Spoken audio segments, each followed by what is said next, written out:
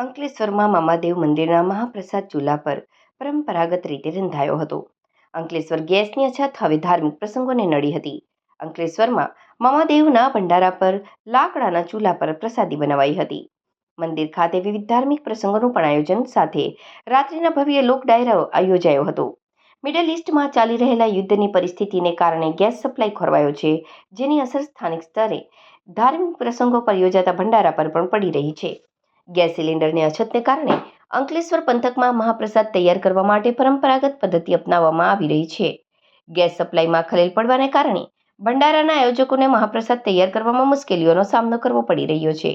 સિલિન્ડરની અછતને કારણે આયોજકોને વૈકલ્પિક વ્યવસ્થા ગોઠવવી પડે છે, જેના કારણે રસોઈ માટે જૂના જમાનાની પદ્ધતિઓનો ઉપયોગ થઈ રહ્યો છે.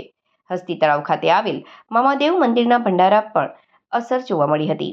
હજારો ભક્તો માટે 140 રૂપિયા પ્રતિ 20 કિલો લાકડા લાવી મહાપ્રસાદ બનાવવામાં આવી હતી. પરંપરાગત રીતે ચૂલા પર રસોઈ તૈયાર કરી ભંડારો યોજાયો હતો, જેમાં હજારો ભક્તોએ લાવો લીધો હતો.